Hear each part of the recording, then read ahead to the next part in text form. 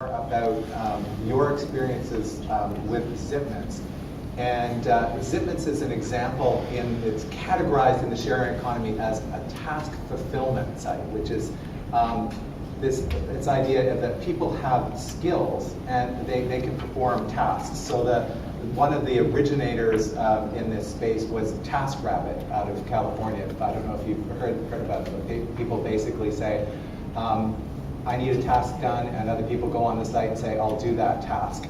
Now that those have been sort of generalized tasks, like I'll get your groceries, I'll assemble your IKEA furniture for you, those kinds of things. And now it's becoming more specialized. So you have things like dog vacay. I'll offer my services to take care of your dog if you're going out of town. Or other ones where you become a tour guide and say, I'll do a tour of the city and charge people $15 for a tour of the city because I know my city really well and I love meeting people. And so this is an example where they're offering their services to take a package because they have time and they're going on that way. So what are the challenges in trying to build that market up, and what is easier, trying to get the people, you mentioned keeping them in balance. Which is easier, getting the people to offer to do the rides, or getting the companies to say, or whoever needs the package, to want to use those lifestyle couriers? Great question, David. And we kind of see it like putting a watermelon together. We have two halves, and you kind of try and get this half and that. And you know what goes inside a watermelon? There's seeds, and there's the skin, and there's the flesh, and there's of course the water in there. For us, they were all lying out. And when we started onboarding the workforce, we really didn't know what we were going to get. We didn't really know the type of people that would step up and say, yeah, I'm going that way, and when they would be available and so on. So we knew that we had to create a critical mass of people. So we hired a guy named Brad Beatty, who had onboarded 10,000 of the those fabulous Olympic volunteers that were here during the 2010 Olympics, and went through a screening process.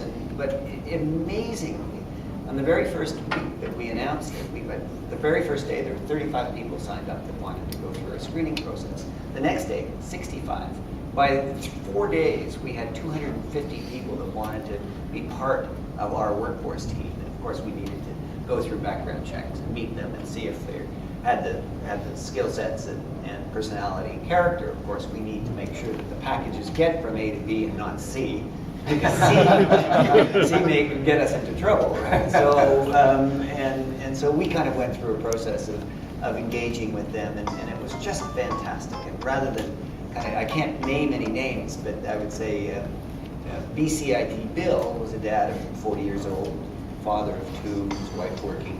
He went back to school. He's available when his kids are in school, and he's not. So we've got him for some mornings and some afternoons, but he's not a full-time employee, of course.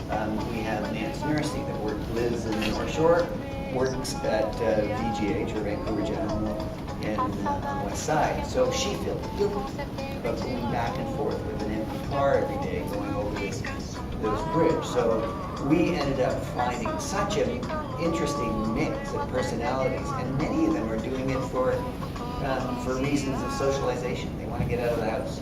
They want to meet people. They want to do something. They feel important to reduce their eco footprint here.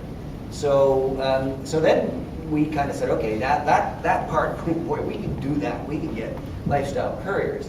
What we need is demand side. So we looked at the traditional courier business, and everybody knows UPS and FedEx and DHL. They're doing the long hauls, fly packages up to the States and then into a hub and then off. That's not the same day market.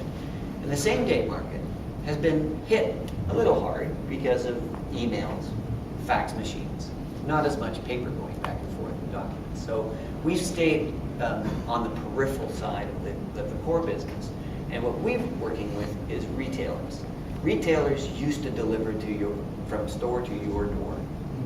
And that used to be a great service. In fact, at the age of 13, it was one of my first jobs, was delivering prescription drugs to people that didn't, just phoned up and the friendly pharmacy. And so I'm kind of doing what I used to do when I was 13 years old. With all this education makes me wonder a little bit, David, but beyond the insanity of that, we're finding that, retailers, they don't know that this is a strategic advantage, and many of them are worried that Amazon is eating their lunch, and of course they have been eating their lunch for years. U.S.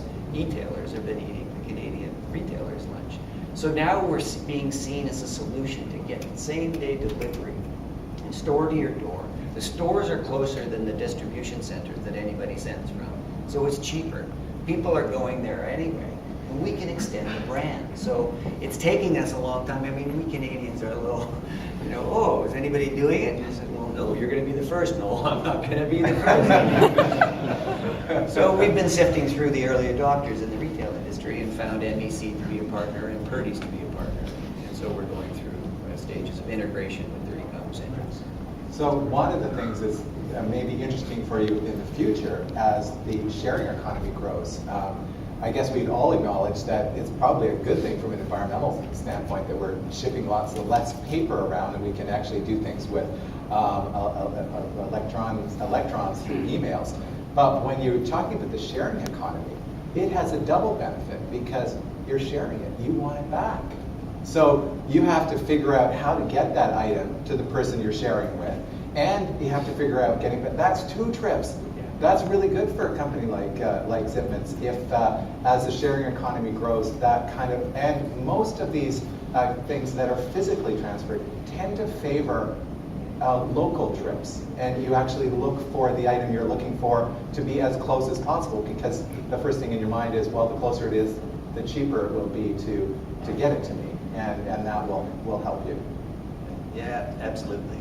Yeah. And we have to thank the traditional players. They do a great job, but every once in a while they slip up. And did anybody see this U.S. Postal Service delivery that went viral 2 days ago or 3 days ago? Yeah. It's a U.S. postal driver kind of coming up, and he pulls up into the driveway, takes the package, and he just flips it and it rolls, and it hits the garage door, and it was captured on the security stream. Well, it was a hard drive. So, we have a lot of passion in our organization and right through their lifestyle couriers, and that's a strategic advantage for retailers and everybody else. That's right. That really was a hard drive. So on to Darren.